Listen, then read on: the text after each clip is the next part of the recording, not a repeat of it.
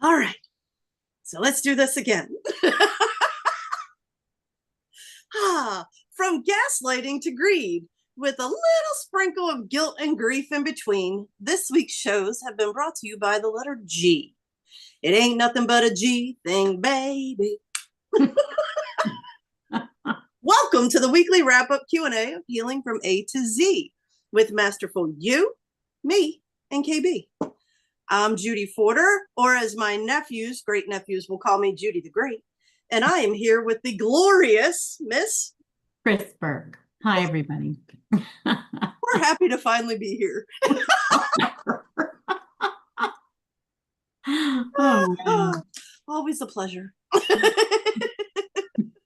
It's always good for a laugh, I'll tell you that. Exactly. Raise your vibration right away. For this week, shall we say giggles? Yes. Yes. Okay, so we're going to jump right in since we're running late already. Mm-hmm. And we're going to start with gaslighting. Yeah, I know. How can you tell the difference between a healthy disagreement and gaslighting? You have to develop your discernment, actually. Because sometimes we think people are gaslighting us, or at least in my experience and working with, other people, sometimes you think people are gaslighting you like they know the truth. And sometimes they do. If somebody knows, if somebody said something to you, let's say, 3 days ago, and now you say to them, remember when you said that thing? And they say, I never said that. There is a chance that they are gaslighting you, that they actually do remember saying that and they won't own it. But the other possibility is that fight or flight kicked on, that they felt vulnerable, that they thought they didn't like the idea of themselves, the image of themselves as somebody who would have said that. They didn't want to be called out on it. And so it can be that their mind goes blank. Yeah. Yeah. It's funny because we've talked about this topic, you and I, quite a bit. And the biggest thing for me is, yes, I have forgotten saying things as well. Right. And because of the awareness and the conversations we've had, now I say, I could have very well said that, and I don't remember. Right. Right. Mm-hmm. Yeah. And that's a different thing, especially because if somebody says something to you like, oh, I don't like what you're wearing, or, not my favorite outfit, or whatever, just some off the cuff comment. That might really stick with you because it's an insult or criticism. And so you're like, whoa, you might grab onto that. Whereas the other person, they might hand those out like candy all day long, right? Or they may have just been in a bad mood at that moment. And so the comment actually had nothing to do with you. It's just they had some angry energy coming up. You walked by and you were the target of it. Yep. You're the one that got it. Yeah. What's the first step to rebuilding trust in yourself after being gaslit? It's interesting for me, it's been about really being clear about, am I gaslighting myself? Yeah. So I have to be honest with myself because I don't have control over whether or not other people are truthful with me. And so, but I can't tell, I'm learning to be able to tell when somebody thinks they're being truthful with me. And I guess that's the point in the gaslighting. We live in a society that likes to blame people and point the finger. And so if people suspect that somebody is gaslighting or lying, manipulating, whatever, they may jump on that and say that's what they're doing and feel absolutely sure that's what's happening, right? And then feel vindicated and kind of being angry or whatever. But I've started to realize that all I can really do is be honest with myself and get a sense of whether or not other people are being truthful or are they just in fight or flight. I heard somebody talking recently, actually, who used to work in the government, and with psychological operations and whatnot. And he was saying that when you create enough cognitive dissonance in people, that they literally become unable to use rational thought. And so that's kind of what I'm saying too, is that when people get really confused and it all becomes this emotional soup that's just pushing their buttons and they're just trying to stay out of hot water, then, a lot of times they'll just blurt things out and there's no thought behind it. It's completely unconscious. They're just saying whatever it is in the moment that history has proven is least likely to cause more of a problem in the moment, at least. Mm-hmm. Yeah, it's funny because discernment is the official term. I like to call it your bullshit detector. Yeah. Yeah. I mean, and you have it. You have it whether you realize it or not, because you can feel the body has a different response to truth than it does to everything else. And we've been dealt so much of the everything else that we have lost touch with what the truth feels like. Right. And I think people are digging into that more and more. It's not so much, what do you think about that? It's how do you feel? Yeah. How does it feel in your body? Yeah. Because when something resonates and aligns as truth, you will feel it. Yes, it's interesting because I hadn't thought about this, but it's like the absence of defensiveness. Right? So when people are manipulating, gaslighting, there's offense. When somebody tells the truth, they don't need to protect themselves. The energy isn't me against you, it's connection. Yeah. It just is. Yes. Yeah. Gaslighting is usually turning every situation around to being your fault. Right. You responded to something that was done, and then you get shit because of the way you responded. Right. Redirecting blame or something along those lines. Right. Right. When people are actively gaslighting, they're not taking responsibility. That's why I love the first thing we learn to do is, wait a minute, am I gaslighting myself? Right. Right. Because if somebody else is gaslighting us and we don't want to think that, I mean, maybe it's somebody who's really close to you, important to you, and you don't want to think that they're gaslighting you intentionally. Right. And so we might make excuses for them. This is a pattern that was alive and well in me and most of the people I knew for decades. We were always making excuses for people. Well, they can't help it, or they can't this, or they can't that. But it allowed that behavior of intentionally degrading other people, manipulating other people, gaslighting to perpetuate because they never got held accountable for it. And the other thing is, like, let's not even say holding them accountable, but actually recognizing what's happening and saying, I'm going to limit the amount of time I spend with somebody who has a hard time speaking the truth. Exactly. And that's been a big push recently, is there doesn't need to be drama. No. You don't have to make a grand announcement. I'm not going to spend time with you anymore because you gaslight. You simply withdraw your energy. You create distance. Right. You do what's best and healthiest for you. Right. Right. Yeah. Absolutely. I mean, to be somebody, it's aggressive to actually point your finger and tell everybody that's the bad person. Exactly. I mean, that puts you in that position of being the aggressor, the predator that you're accusing the other person of being. So, there's something about saying the truth, acknowledge the truth of the situation, but you don't usually need to broadcast it to everybody else. And you just change your behavior as a result of it. If people gaslighting means all they get to do is spend time with other people who are gaslighting, there you go. That's a choice. That's a choice. Yeah. I mean, eventually they just go, I can't believe anything anybody says. Well, look in the mirror. Where's your truth? Right. Everything starts with you. Everything. Yes. Yes. And we make excuses for ourselves for not telling the truth.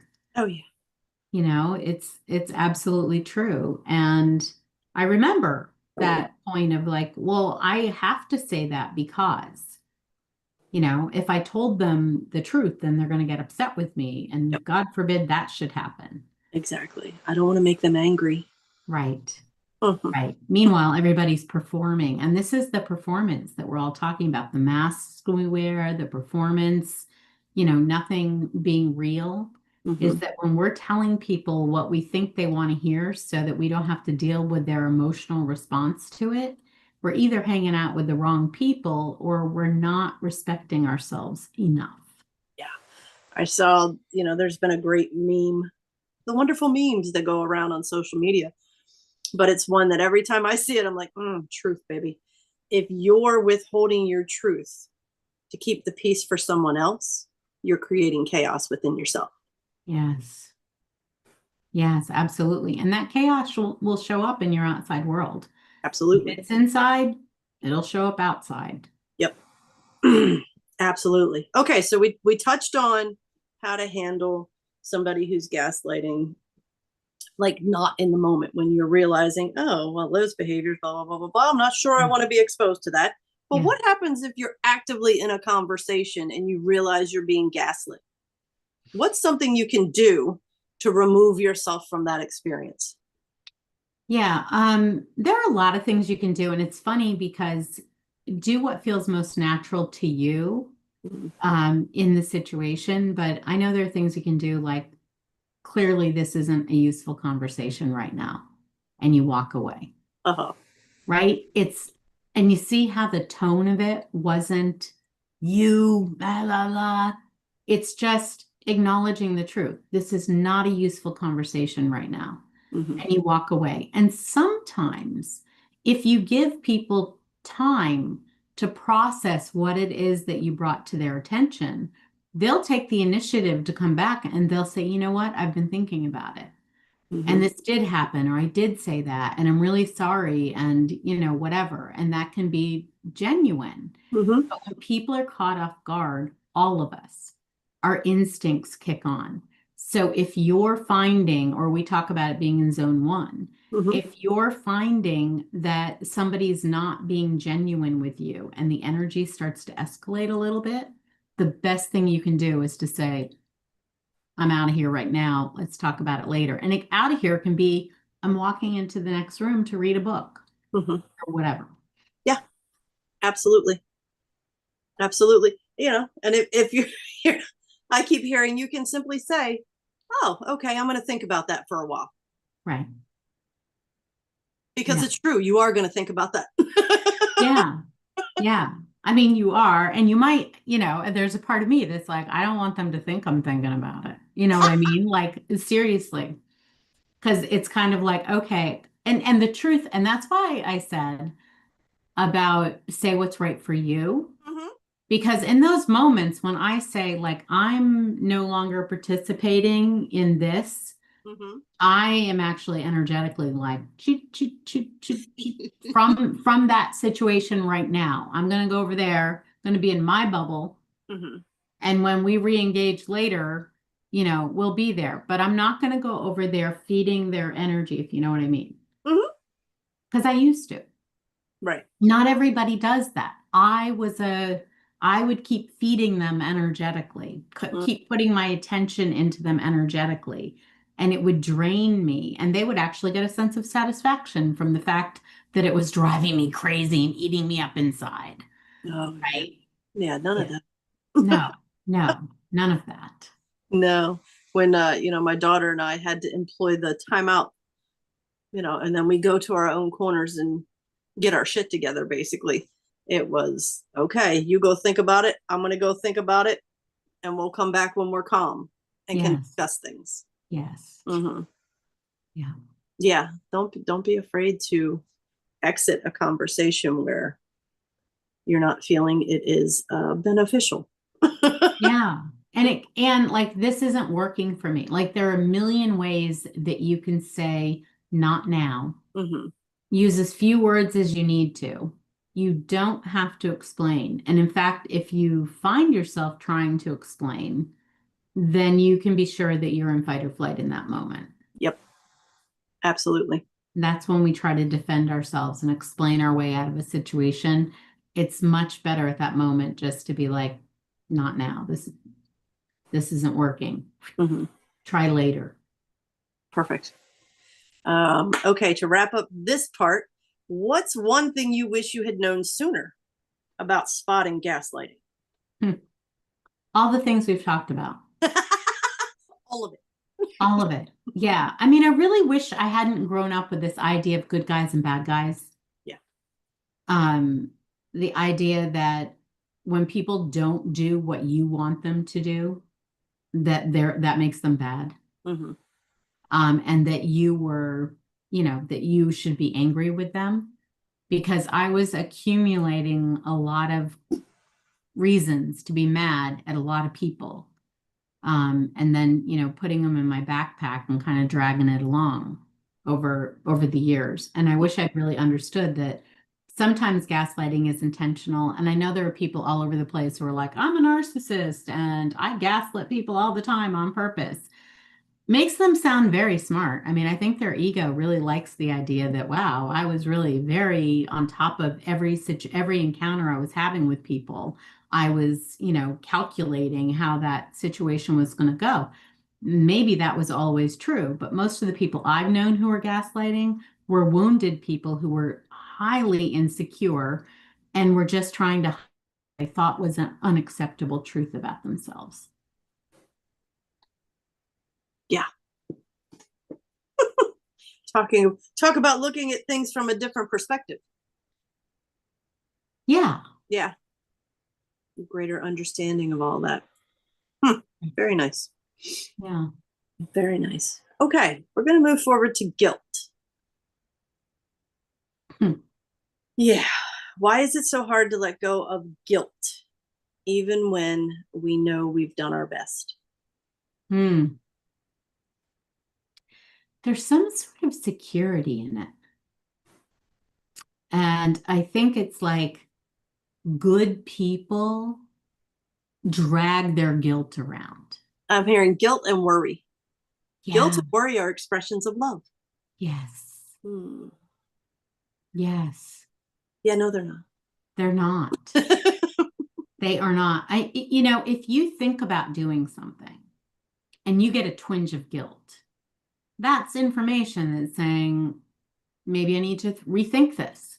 Mm-hmm. Maybe this isn't in my best interest. Before you do something or before you say something, guilt can be helpful because it can keep you from, doing something that you then regret. Guilt is the clue. You're going to regret this. Mm-hmm. Right? But if we've already said or done it, we can take responsibility for it. Mm-hmm. Own the experience, as we always say, and be truthful with yourself. Don't gaslight yourself. Be truthful about what it was that happened, and then find out what was driving that behavior so that you can understand what happened and also not be forced to repeat it over and over again. And that's the big thing right there. Know your why, change the behavior. Yes. Because otherwise, dragging that guilt around does not serve anyone. No, it just sets you up for more situations where you feel guilty. Mm-hmm. Like if I feel guilty and my vision of myself is that I'm a bad person. I'm a bad person. Mm-hmm. Yeah, I don't do this right. I don't do that right. I'm guilty of all these things, blah, blah, blah.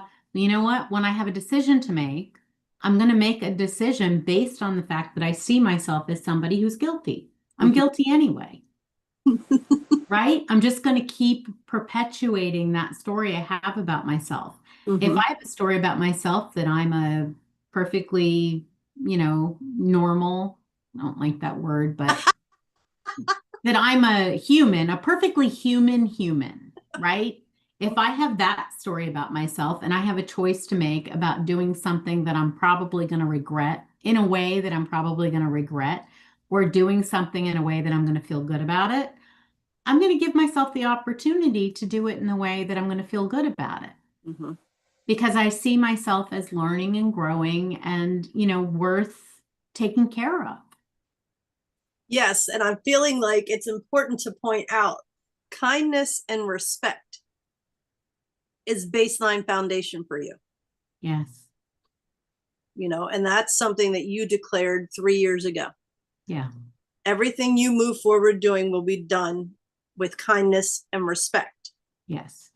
So when you say, when I'm thinking about how I'm going to do things, it's an unspoken that it's going to be done with kindness and respect for all involved. Yeah. Yeah, that's absolutely true. Mm-hmm. Yeah. Because I know that if I don't treat other people with kindness and respect, then I fall in my own perception of myself, my own sense of myself. It's like I don't feel as good about me Right. if I'm not the kind of person who wants win-win. Mm-hmm. Right. And that's just something that over the years I figured out. Like I feel better whenever I approach something and say, how can this work for everyone involved? Or take myself out of the situation and say, what would work for the other person isn't something that will work for me. Right. Right. Kindness and respect does not mean doing what people want. No. It means being honest and respectful in communicating your own wants and needs and discovering the other person's wants and needs and figuring out together whether or not that works, whether or not there's an opportunity for doing something together. Yes. And when you made that declaration 3 years ago, the first person you made sure you were treating with kindness and respect was you. Yes. That's when truth and integrity fell into place. Right. Because you refuse to live any other way. Right. Right. And that's huge. That's huge. When you're living in kindness and respect with truth and integrity, guilt is something that I don't even think even crosses your mind anymore because of that truth that you're living in and the Right. kindness and respect that you're treating yourself and other people with. That you're coming from this heart-centered space. I do. Well, it's interesting too, because sometimes things will pop up, like maybe my horses have burrs in their hair and my arm was broken. I broke my wrist last year. And so I couldn't get the burrs out of their manes for a while. And I had to talk myself through it because it was like, oh, my poor horses, they've got burrs. But it would have been stressful to have somebody else that they didn't know come to take the burrs out. Mm-hmm. And so I really did, but I got into that truth and integrity and was like, what's the best way through this? And it was like, you know what? The horses are okay with the burrs. You're the one who's not. The horses don't care. They didn't really care. Yeah. And actually, they kind of ended up rubbing them off on places. And by the time I was in a position where I could actually get every last burr out, there weren't many left. So that kind of worked out. But I realized I was asking myself, like, what is this feeling of guilt? I'm not doing enough. And that's leftover social programming. Mm-hmm. Yeah. What are people going to think when they see burrs? Right. Yeah. Right. Yeah. And I hear people saying, like, oh, I remember a friend of mine asking the vet, does everybody brush their horses every day? And the vet was like, no. Everybody is not doing that, but everybody would want you to think that they do. Like if you ask them, they would want you to think so. And this is part of that gaslighting thing, is that we might feel guilty about something and then we get asked about it and it's like we want to cover it up, right? I don't want anybody to know that I don't brush them every day. That's a pretty good example because people might think, like, why would you feel guilty about that? What a silly thing. Most of the things that we feel guilty about, if we look at it from a different perspective, are not things to crucify ourselves for. Which is perfect for the next question. Is there such thing as healthy guilt and toxic guilt?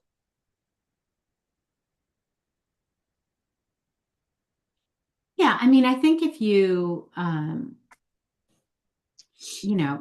there are things that we do. I guess I would think if I were to kill somebody or intentionally harm someone, Mm-hmm. um, that I would carry guilt about that. Right.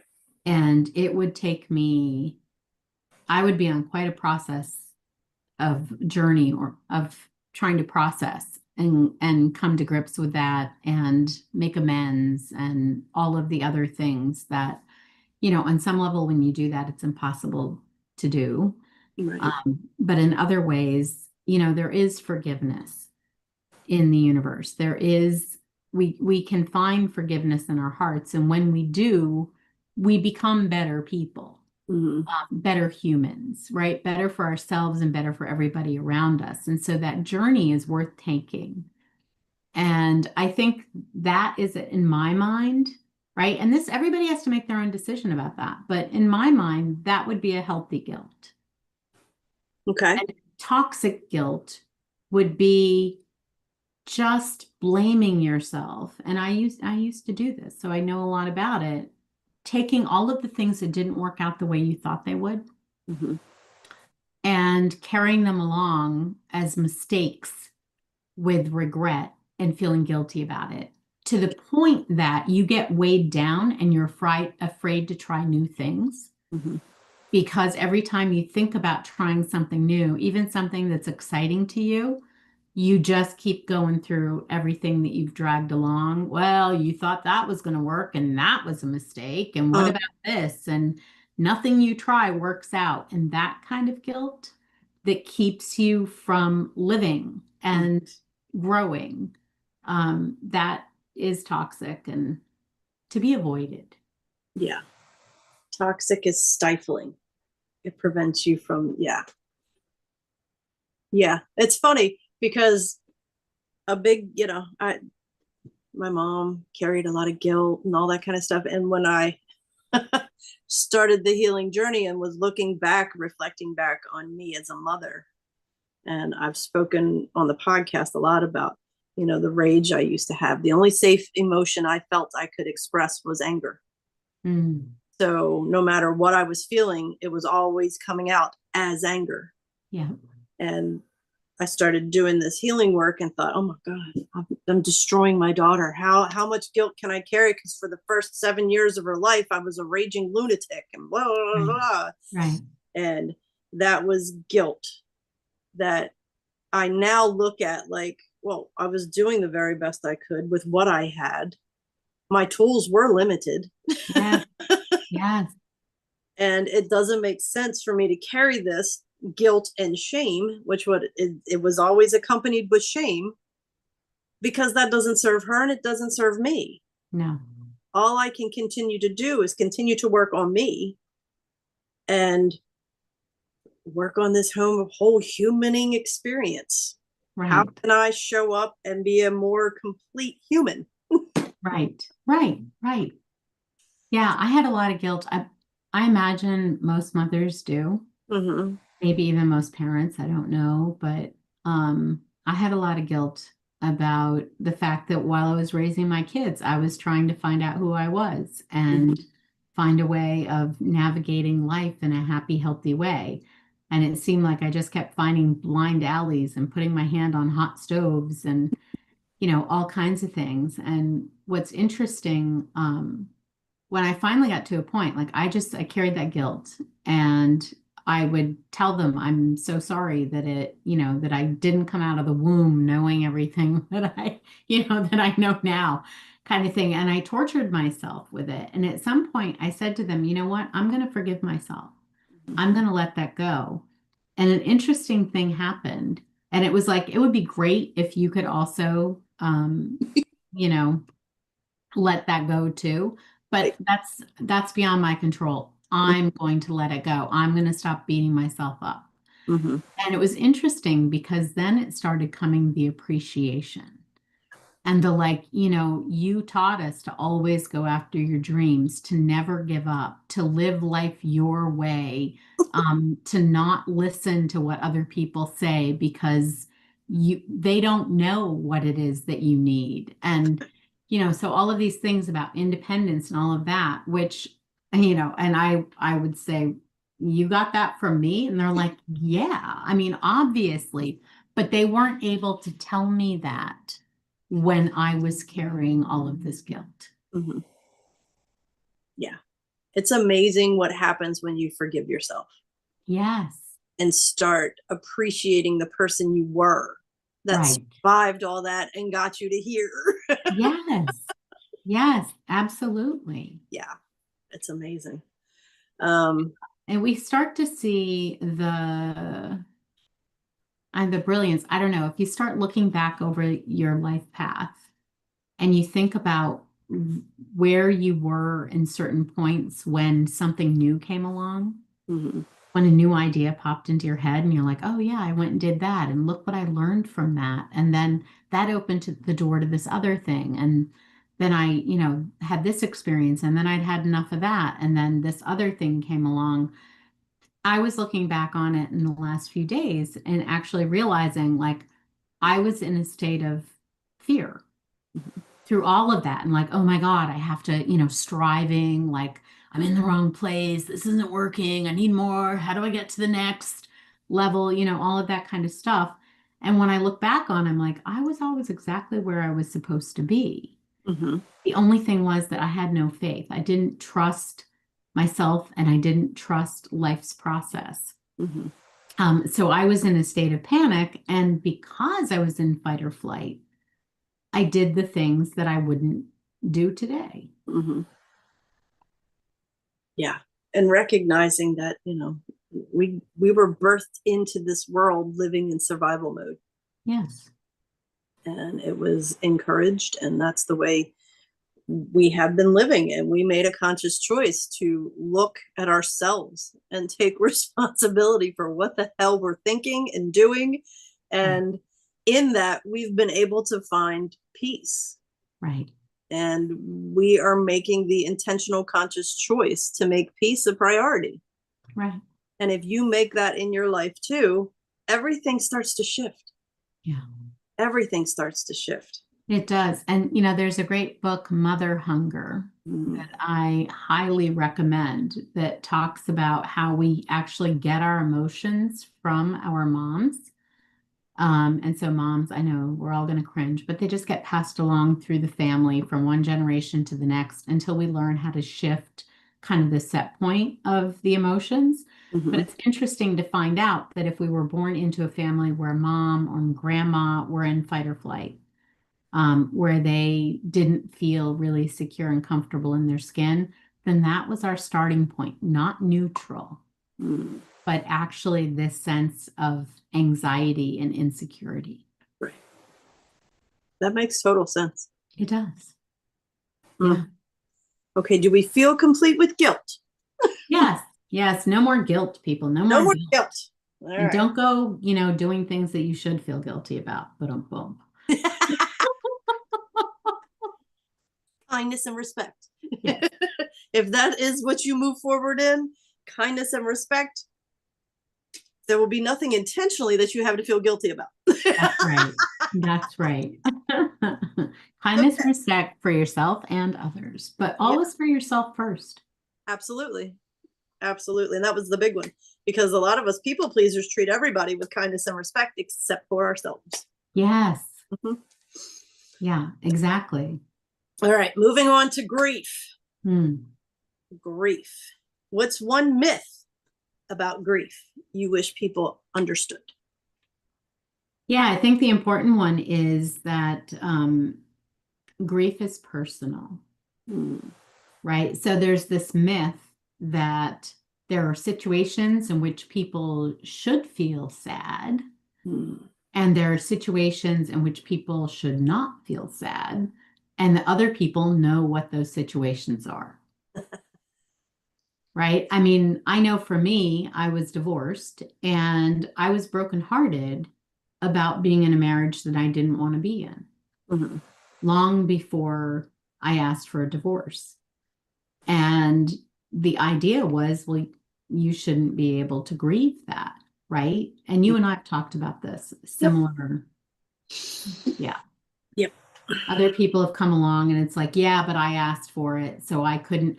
I literally remember giving myself 24 hours, a weekend, actually. My husband left. I asked him to leave, and he did. Mm-hmm. And I said to myself, okay, kid, you've got until Monday. Seriously, this was like Thursday or Friday or whatever it was. It's like you've got until Monday to get your shit like you're allowed to be sad. I had this conversation with myself. You're allowed to be sad. You can cry, you can lose your, shit, Mm-hmm. whatever. But Monday morning, you need to wake up and you need to be over this, like ready to move forward. Mhm. It's pretty cool that you were able to have that conversation. Yeah, Yeah. it was a great conversation to have with myself. And to be honest, when I got up on Monday morning, Uh-huh. I was highly functioning. But Highly. that's what I did because that was my pattern of stuffing the emotion. Like my emotions made other people uncomfortable. And when other people got uncomfortable, they got angry. Mm-hmm. So I had learned to stuff my emotions. And it's like, okay, I'm going to process a little bit of this because it was overwhelming. Mm-hmm. And it's like, and it's good. Then it's going in the trunk, in the basement of my subconscious mind, never to come up again. Like I will not feel this going forward. And the way I was able to do that is that I had practiced that. Mm-hmm. And you know what? When we went into this healing process, um, it came up. I Imagine mean, that. yeah, it came up. That grief was still there. And it had not been processed. And I remember saying at different times in my life, like if I ever started crying, like really crying, Mm-hmm. I wouldn't be able to stop. Yep. And I've heard a lot of people say that. I was gonna say, I'm positive you are not the only one. No, I mean, it's that feeling of, and sometimes like it can be something sweet in a movie or, something that doesn't even seem related. And all of a sudden the tears Mm-hmm. start flowing. When you've got tears just under the surface and it just takes the littlest thing to like poof, to bring them to the surface, you've got unprocessed grief. It doesn't make you bad. It doesn't mean you've done anything wrong. There's no time limit on how long you're supposed to feel sad about something. The point is that once we understand the grief has to be processed in order to leave our bodies. As long as it's in our bodies, it's affecting how we feel and how we live. Right? So when you no longer want to carry this grief, and hey, if somebody really close to you suddenly is gone from your life, you may want to spend 6 months, maybe a year, maybe 3 years. I don't know what your number is, but there may be some period of time when you're like, I'm going to sit in my sadness because that feels right to me. Mm-hmm. That's fine. Just know that when you're ready to live again, to really live again, to engage and to heal, that grief needs to be processed. And when it gets processed and released, you will have new energy for the next phase of your life. Yes. And it's not to say that you will not experience sadness moving forward, periods of grief moving forward. Mm-hmm. Now, all emotions are meant to be fluid, Sure. you know? There's a difference between I'm sad about something that's happening now, Mm-hmm. and the sadness in what's happening now is connected to all of the sad things that have happened in my life that I've never released. Yes, huge difference. Mm-hmm. Huge difference. It's funny when, because again, I said my go to emotion was anger. Right. So grief and crying was not a thing. Right. And when I started, you know, digging inside, I literally had to watch movies. If I was feeling that way, like the tears were right there, I had to watch movies that I knew would make me cry so that I could get it started. Yeah. You know, prime and the pump. Yes. Yes. Yeah. And you know, I eventually got to the point where I didn't need that. I could openly cry when needed and felt. But yeah, it was funny how I had to, it's like the movie or whatever gave me permission Right. to then cry because it's okay. It's a movie. People cry at movies. It's all right. Right. And it's funny you say that. Do you remember when I started going to sort of community business meetings, Mm-hmm. and I would cry Mm-hmm. while I was speaking, Yep.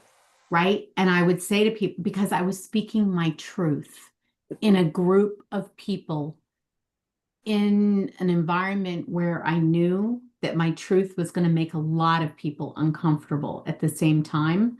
And I was giving myself permission to do that.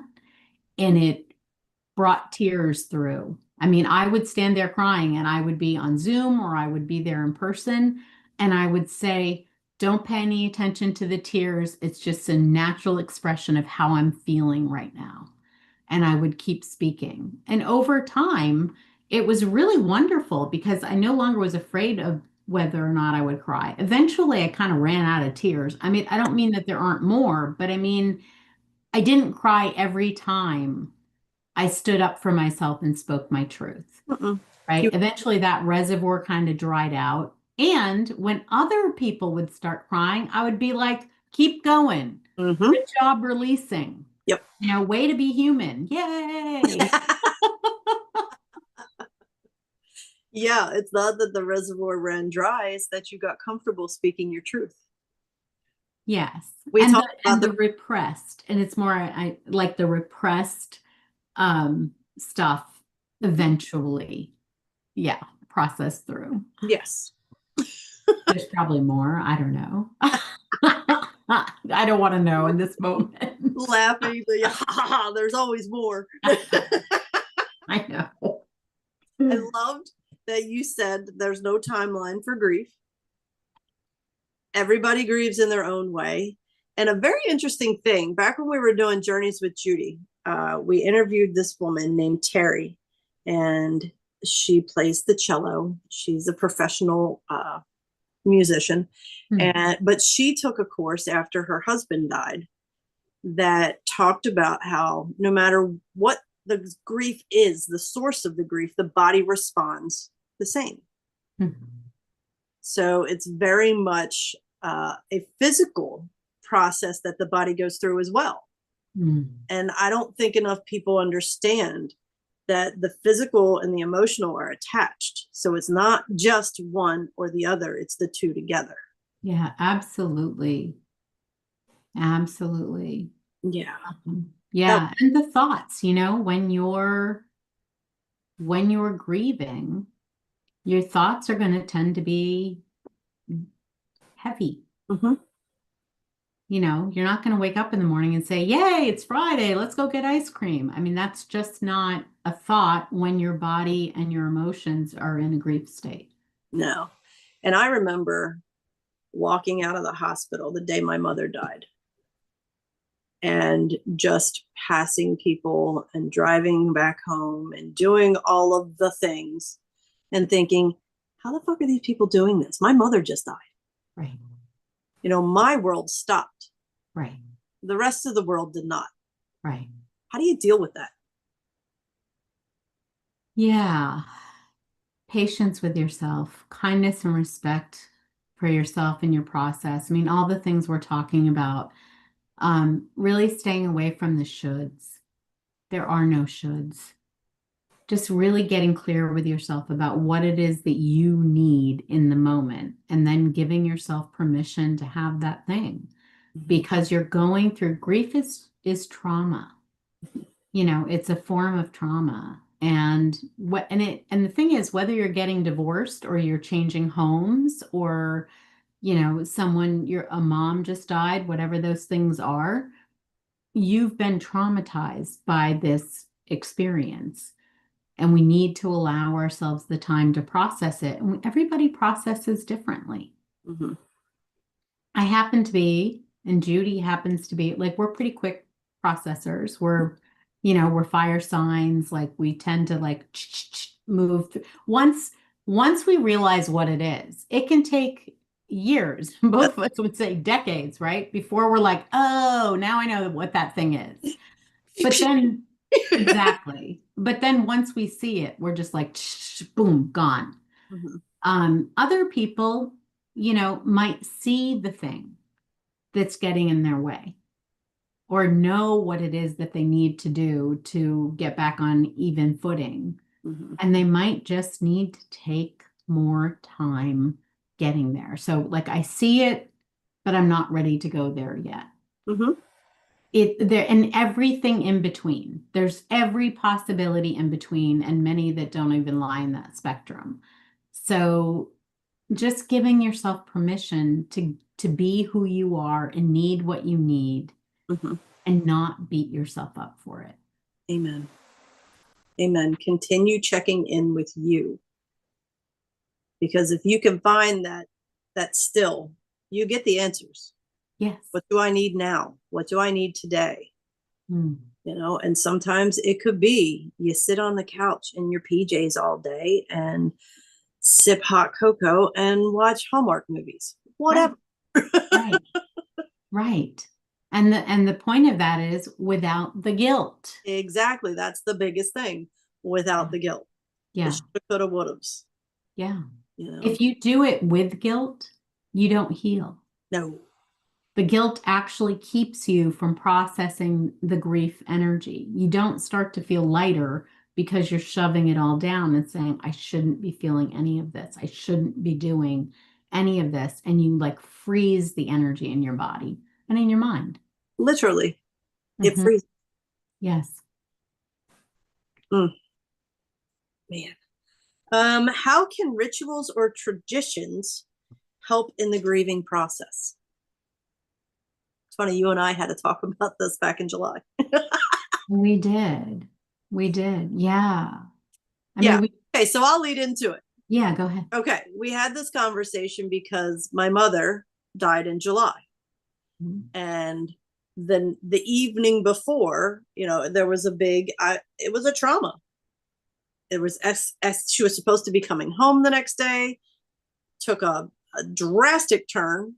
So my body is still holding some of that cell memory. And I mentioned to Chris the night before her actual death, my body starts to gear up and I can feel.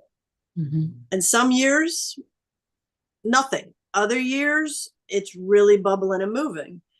And Chris offered up some delicious perspective about how, we tend to focus on the death date. And she made a decision a long time ago to focus on what? The life dates. Yeah. Yeah. Yeah. And I was like, oh, wow. Well, doesn't that sound nice? I had forgotten about that. Yeah. Yeah. But that is not, when somebody remembers a death anniversary, everybody's like, oh, I'm so sorry. You know what? 365 and a quarter days a year are hard when you've lost someone that was really central in your life, in your heart. Yes. So that one day to kind of carry that, like we have to feel extra sad on this day, feels like we're in denial the other 363 days. Yes. Right?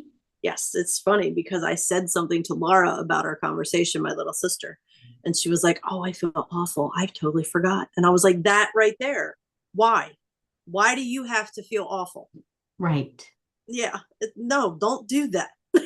No, that's the guilt thing. That's the toxic guilt thing. When we say, oh, I should live my life around all these landmines. Yes. Like I can't forget any date that's, from years ago that I suffered on. What is that? Every time you think of your mom, and I will guarantee you think of your mom every single day. Every single day. Right? Every time you think of her, that's an act of love. Right? And there's a little bit of sadness there, and there's love there, and there's celebration there, and there's a whole mix of things. Why do we have to strip that down to let's just all be very dark and heavy on this day every year? Yeah. No. And it's the last thing my mother would want. Right, of course. The very last thing she would want for any of us. Right. Right. I mean, just imagine your parent. I mean, some people this would bother probably, but just imagine your parent like coming into your home when you're just sitting there being miserable and they're kind of like, what are you doing? yeah, what's this? Right? You think this is in some way making things better for me? I don't want to sit here watching. Like, I'm with you anyway. Get out there and do something fun so that I can experience it with you. Exactly. Funny, mom loved crabs. You know, we're from Maryland.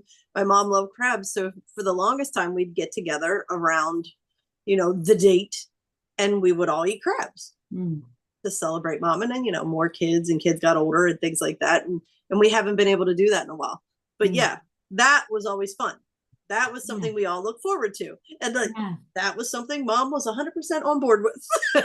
Absolutely. Absolutely. And those are things that we can do on people's birthdays too, Mm-hmm. Absolutely. right? I mean, not that you have to shy away from the date when they left. It's just we don't have to carry it like a cross. Mm-mm. There's so much more to a person than the day they left. Yes. Yes. And it's funny. I'm like, okay, we've been focusing a lot on losing a person, but you mentioned divorce, changing a job, leaving a house, things like that. You know, everybody, like you said, experiences things differently, and Mhm. grief is grief. And I Yeah. think the whole point of them having me say, you know, the body responds to grief in the same way. It doesn't matter what's caused it. Grief is grief. Yes. And you know what? When your self-image or your identity changes, Mm-hmm. you can experience that grief also. So just the loss, like I remember when I started noticing things in the world Mm-hmm. and being like, I never noticed that before. That's kind of peculiar. Yes. Um, I went through a grieving process, realizing that the world that I thought I lived in just wasn't the way I thought it was. Um, there was a lot of grieving that happened. It started with intense fear. Yeah.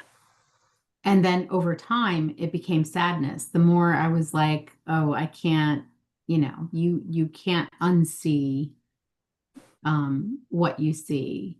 No. And then I just became really sad because all of the things that I really had loved and appreciated and kind of tried to aspire, I guess, to build my life around turned out to be, pretty hollow. Mm-hmm. Yeah. And I feel like that, you know, a lot of people are waking up to that right now. Mm. What they once thought to be 100% truth isn't necessarily. Yeah. So we definitely do go through a grieving process, Hmm. you know, because there's safety in knowing 100% truth. Right. And then for that to be like, things are getting blurry here. Yeah. Yeah. Yeah. Well, what we can be sure of is anytime there are two sides who are disagreeing, two or more sides who are disagreeing about an issue, Mm-hmm. truth is absent. Yeah. Because if the truth were present, it can't be denied. Mm-mm. The truth is the truth is the truth. People can try to shut down the truth, but they won't have a leg to stand on because when we hear truth, we know it. We're like, oh, that makes sense, Yeah. right? All of a sudden, the penny drops. We're like, yeah, that makes sense. All of the rest of it doesn't. That does. So until the truth is present, everybody just argues and, about which gaslighting or which lies are more right than the Yeah. other lies. And it's Once all the, distraction. yes. It's all a distraction to divide with the intention to divide, which draws you further and further from the truth. Mm-hmm. Yeah, absolutely. Okay, so the last question for grief, Hmm. and I don't be interesting. I'm interested to hear. I'm interested in all your answers. But what's the most helpful thing someone can say or not say to somebody who's grieving? Yeah, it's helpful to tell people that you're sorry, that you're thinking of them, that you're there if they just want to talk or cry or sit silently. and that you'll respect their space. That you really want them to communicate with you what it is that they need. Mm-hmm. They're allowed to change their minds as time changes, Mm-hmm. and that you will not take where they are personally. So they don't have to worry about you and your emotions. You're there to help them to navigate theirs. Yeah. They don't have to perform for you. Mm-mm. That was a very interesting thing when my mother died, because she was younger and we all have a lot of friends, and she had ton of people. And what all four of us siblings found was we were comforting others. Yeah. They, the whole viewing thing, I don't agree with how we do death anyway, Yeah. but the viewings, we were hugging more crying people and comforting them than anybody did for us. Yes. Yes. It's a very private thing. I mean, it's great to have community around you. Yes, absolutely. But generally, we want those really close people who we feel okay having a snotty nose, and Yes. because you're going to have a snotty nose when you lose somebody, Mm-hmm. or a situation happens that you're really sad about. Mm-hmm. You want people around you that you feel like you can be yourself. Yeah. The ugly cry. Yeah. The anger, all of it. Yes. All of it. Yeah. Yeah. It was very interesting. So yeah, I love all those tips. Yeah, when my college roommate lost her son in a car accident when he was 18, and I didn't know what to do for her. I didn't know what to say, and there were so many people around her that I just kind of stuck back, took care of the food. Her and her little sister and I took care of all the logistics and all that kind of stuff, because that was helpful. Huge. And then just checking in with her, how can we help now? How can, Right. and that can be overwhelming too, because first answer is, oh, no, I don't know. I don't even know. Right. Yeah. And that's a really good point. I mean, to do the things that are obvious. Yeah. And then not to require this person to turn into a manager in their own life, because they're not in a position to be able to do it. No, not at all. Yeah. Not at I all. mean, we know that's why food is always a great thing. Like when everybody shows up with food, great. Now you don't have to worry about cooking for a week, because you can't. Weeks. Yeah. For weeks. Absolutely. Yeah, because you're not going to be able to. But here's the other thing I've heard a lot of people talk about when they've lost someone close, is that a lot of times people are there for the first week or 2 or 3, even maybe over the course of the first month, and then everybody just disappears. They go back to their life. They go back to their lives. And oftentimes it's when somebody is trying to put some sense of structure back to their lives, some bit of joy, that they really need the people who care about them to reach out. And it doesn't have to be change your life, but just to check in and say, hey, do you have plans this weekend? Do you want to, I don't know, do people go to movies anymore? Or, like let's go out for a cup of coffee, or whatever the thing is. But just to say, like, you don't have to spend all of this empty time processing this on your own. Yeah. Yeah. And I feel like you making the point that they're incapable of making big decisions and the overwhelm and all that kind of stuff. The best thing, I had already quit teaching. I was a PE teacher. I was out of the gym for a year. She's a PE teacher as well. The best thing I knew I could do was sign all my paperwork to be a substitute, because I knew in that next year, with all these firsts coming up, that if she woke up in the morning and she just couldn't do it, she could call me and I would go in, and she didn't need lesson plans. She didn't need anything. Right. So that's what I was able to do for her. That's huge. And then, I didn't want to engage her in text. So it wasn't, hey, how you doing? I would just send her heart emojis. Yeah. Just to let her know I was thinking of her. And if she wanted to engage, I was available. Right. So I did whatever I could do not to put pressure on her. Yes. Yeah. That's so key for everybody. Just really understanding that because usually people are putting so much pressure on themselves. Yes. Right? About, I shouldn't be feeling this way, or I should be doing something different, or when is this going to stop? Or, what am I going to do? Like all of these kinds of things. And so anything that you toss in there is just kind of it's just more, it's more pressure. Yeah. So yeah, like Judy said, to be able to step back and say, let me help you keep your life on the tracks while you find out what's going to be next. Yeah. And it's funny because she's a real down to earth kind of person. And it's been 8 years now. And from that experience, what she went through, now she sends gift cards to restaurants. Because we were overwhelmed by all the food that came in. The outpouring of love and support for her and her family was amazing and beautiful. But then she had all this food that she felt terrible because she couldn't eat it all. So she was like, for me, I give gift cards to restaurants now because it gets you out of the house. It's not a dish you have to worry about getting back to whoever it belongs to. She goes through all these very logical things. Yes. You don't have to find room in the refrigerator. Exactly. So, that was a good note I learned from her. Right. Is, if you're looking to do something, send a random gift card to a restaurant. Right. That would be wonderful. Yeah. Okay. So we're going to move into greed. Oh. I like that look. Oh. Yeah. What's the difference between ambition and greed?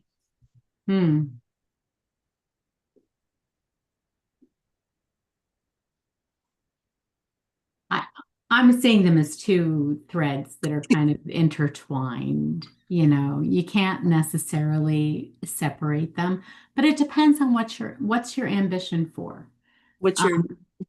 Is your goal, are you inspired to create, an oasis for people to come and learn to heal, or a educational system where kids don't, learn how to manage their emotions so they don't feel overwhelmed and anxious and shut down and angry and all of the things that we all, dealt with. And I happen to be talking about our things right now because that's what's coming to mind. Like, that's what we're passionate about. So is that ambition? Yes.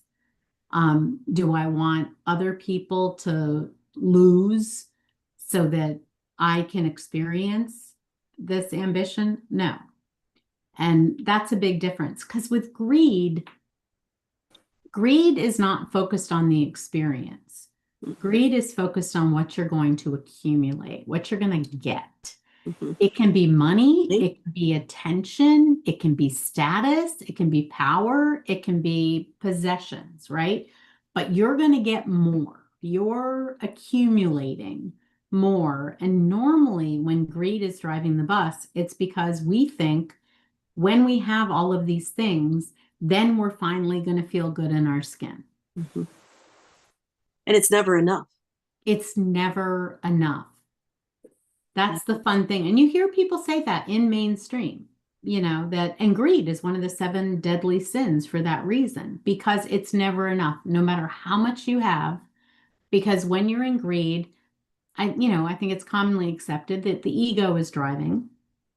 And when the ego is driving, it cannot be satisfied because the things that it wants, it thinks that if it has enough, it will finally be able to relax. That's not how peace comes.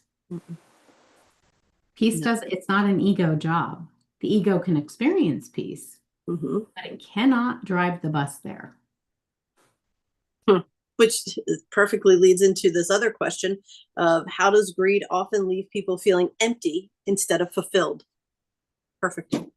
Yeah, that's exactly why. Because we're accumulating all of these things because we think it's going to change how we feel being inside our own skin. And what Judy and I are always talking about, and by the way, people have been talking about for thousands of years in different ways. Yes. Right?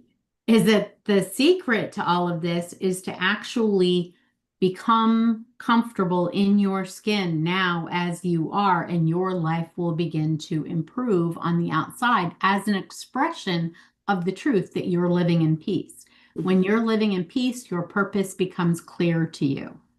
When your purpose is clear to you and you're at peace, you're able to roll out that purpose, and then prosperity comes to you.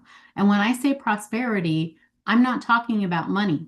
Money could be part of it, right? But I'm talking about the freedom to live the way you want to live in a purposeful life that includes all of the ingredients that matters to you. And you're going about through that process able to feel at peace in your own skin, right? Greed will never bring that to you. It's not, greed does not lead to a wonderful experience. A wonderful experience leads to prosperity. I think you need to say that again. Uh-oh. Not all of it, but just that last snippet. Yeah, greed will not improve your experience. And greed is all about the appearance. It's about how we perceive things, how we think about ourselves, how we think other people think about us. So it's all about the mind. And we're thinking, we've become convinced that if I create all of this appearance stuff and everybody knows that I'm whatever, fill in the blank, then finally I will be able to rest on my throne and know that, I am worthy. But the thing is that you're never going to get to the top of King of the Mountain. 8 billion people out there doing their thing. It's just like, it's relentless, because no matter what level you achieve, you're going to realize there's another level to go after until eventually you run out of energy and time. And then you wonder, wow, why did I spend my whole life trying to climb this ladder to nowhere instead of learning how to enjoy my life and the people that really matter to me? Yes. Yes. Yeah. With greed, Ladder to nowhere. there's the ladder to nowhere. Yep. With greed, there's never enough. There's never enough. There's never enough respect. There's never enough kindness. There's never enough this. There's never enough that. There's never enough money. There's never enough. You're never enough. Right. And it's funny because I was a person that always thought people that had money, because, that's how the world runs. The people that have the money are the happiest. They don't have to worry about anything. Well, then I've learned that people that have money, they spend most of their time, not everyone, but a lot of them spend most of their time worrying about losing that money and how can they make more. Sure. Sure. And also, if you're in a society like ours that tends to say that the purpose is to strive, everybody's purpose is the same. We just strive to achieve and attain and acquire and have more, right? Then if we all buy into that purpose, then you never actually get to your heart's purpose. Like a purpose that's meaningful to you. Yeah. Right. We talked about this a little bit before we came live, a couple different times we came live, but about consumer. We've become consumers. We consume, where, okay, we've acquired all of these things. Now what? Right. Right. Yeah, it's true. And it's just more things that we have to take care of, more things that we have to manage. And I'm not, anti stuff. No, we talk about that too. Yes, exactly. I mean, that's part of the experience, right? It's just a matter of like, are they things that are adding value? Do you value them? Does it add value to your life? Or is this something that you think is actually going to make you feel better about being you? Because it looks good. If we're still seeking the validation and approval of the external world, we have work to do. Yeah. Yeah. When I drive by in my convertible, everybody's going to think fill in the blank. You know what? When you drive by in your convertible, nobody's thinking anything because they're paying attention to their own, what's going on in their own lives. I mean, I hate to break that to us, but it's true. For a fleeting second, they might have a thought, right? But it's meaningless because you're the one that needs to actually feel good about being you. No outside attention is ever going to make you feel differently about yourself, not fundamentally differently. Nope, that's an inside job. It is. Absolutely. All right. Well, is there anything you would like to say to wrap us up? Yeah, the only thing is years ago I did shaman training. Mm. And I did a 6-month apprenticeship, and then I did a vision quest on Bear Mountain in New York. It was all very interesting, and I loved it. Mm-hmm. And one of the things we learned in shamanism was something that allergies, and I had a lot of seasonal allergies at the time, that allergies were all your G's: greed, guilt, Mm. and what was the other one? Greed, guilt, and help. Not grief, greed, guilt. Grief. Yeah, Grief. greed, Yeah. greed, grief. I couldn't remember. I was thinking, I know it's not gaslighting. Yeah. Greed, guilt, and grief. Mm-hmm. That your unprocessed emotions from those three things were what led to allergies. Oh, wow. Yeah. And I thought, well, that, back then I didn't know much, and I was kind of following the breadcrumbs, and I didn't even know what a shaman was when I decided to do this apprenticeship. It was really like, I was getting my intuitive nudges, and I was like, okay, I guess. I mean, it was very blind leading the blind feeling. But sure enough, I started healing those, some of what I had been carrying. Mm-hmm. My seasonal allergies went away. Like I used to take 2 different kinds of allergy pills every day Oh, because from spring to fall, my eyes would just run with tears, and I wow. was taking 2 different kinds every day for many years. Haven't taken any in a long time. Right. Yeah. Oh. Huh. Hmm. I think it leaves you something to think about. Right? Yeah. Get that stuck energy, all of that stagnant, stuck energy. If we process it and let it go from our bodies will run better, Mm-hmm. and they will be less sensitive to things that are happening in the outside environment. Yeah. And don't be afraid of your emotions. Mm-mm. It's all part of this beautiful human experience. It is. And I know, like, as Sagittarians, like, we're fire signs, right? So our emotions can be intense. And I think they also burn pretty quickly. Like they're different. Like I had somebody point out to me, like a Pisces, for example, a water sign, can like really tumble around in the depths of their emotions and feel it can be overwhelming. Mm-hmm. So also realize, like, not being afraid of your emotions, that you experience your way, Yeah. and understand that we don't all experience our emotions the same way, and our fear of our emotions will actually make them worse. Mm-hmm. Yeah. So if you notice that people are kind of seem to be kind of skipping along on the top, and for you it's like really heavy work, it's just a different kind of processing that you're doing, but you're not going to fall too far. Mm-hmm. You'll never go deeper than you're able to deal with in the moment, provided you just, stay present to it and don't scare yourself. Yeah. And look for the lessons. Yeah. Look for the lessons because every emotion, every experience is teaching us something. Yes. Either what to do, what not to do. It's teaching us something. Yes. And when you can look for I know for me, when I started looking for the lessons in these difficult to dig into emotions, it gave me that observation deck perspective. Mm-hmm. And it does get easier Yeah. because when you're not afraid of them, it's like the boogeyman. When you look under the bed and realize the boogeyman's not there, Right. okay, then it Right. takes the power out of it. Mm-hmm. So comfortable in the uncomfortable is what Chris and I always say. Yes. Yes. And the first time someone said that to me, like, imagine how powerful you will be in your own skin, how powerful you will be when you become comfortable in the uncomfortable. And I thought, huh? Yeah. Right? And now we're like, oh, I Now, mean, really, it just means life can happen and you're okay. yep, you roll with it. Let it flow. Yeah. All right. Well, thank you for another great week.